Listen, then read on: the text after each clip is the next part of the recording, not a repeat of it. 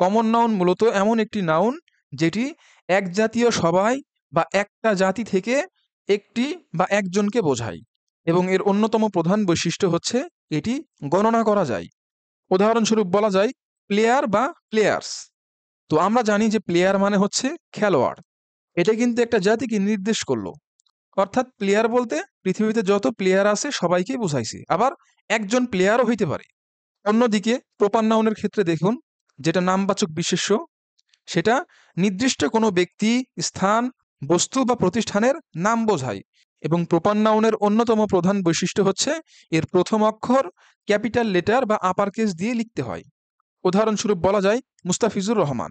যদি বলি প্লেয়ার, এটা কিন্তু অনির্দিষ্ট রয়ে গেল। যখন আমরা বলবো মুস্তাফিজুর রহমান, তখন কিন্তু এটা নির্দিষ্ট একজন বাংলাদেশি প্লেয়ারকে নির্দেশ করে। তদ্রূপ স্টুডেন্ট বা স্টুডেন্টস, পৃথিবীতে যত স্টুডেন্টস আছে সকলকে বোঝাচ্ছে, আবার একজন স্টুডেন্টকেও বোঝাইতে পারে, যেটা কমন নাউনের অন্যতম বৈশিষ্ট্য, যেটা সিঙ্গুলার এবং প্লোরাল দুইটাই হইতে পারে। যখন আমি হাজার হাজার স্টুডেন্ট থেকে আমার স্টুডেন্টের নাম লাবিব উল্লেখ করব, তখন কিন্তু এটা প্রপার নাউন হবে। এবং দেখেন এল বড় হাতের। এখন এই লাবিব শব্দটা আমি বাক্যের যেখানেই ব্যবহার করি না কেন, প্রপার নাউন হওয়ার কারণে এই নামের প্রথম অক্ষর বড় হাতের লিখতে হবে। তদ্রূপ ট্রি বা ট্রিস যদি আমরা বলি গাছপালা, এখানে পৃথিবীর সকল গাছপালাকে বোঝাচ্ছে। তো ওই ট্রি বা ট্রিস থেকে যখন আমি ওক বা উইলো কোনো গাছের নাম বলবো, তখন কিন্তু সেটা নির্দিষ্ট হয়ে গেল। আমি বোঝার সুবিধার্থে আরো কিছু উদাহরণ দিচ্ছি। এখানে দেখুন, কমন নাউন ম্যান অর্থাৎ মানুষ। এখানে ম্যানের প্লোরাল আমরা মেন করতে পারি কমন নাউনের বৈশিষ্ট্য হিসেবে।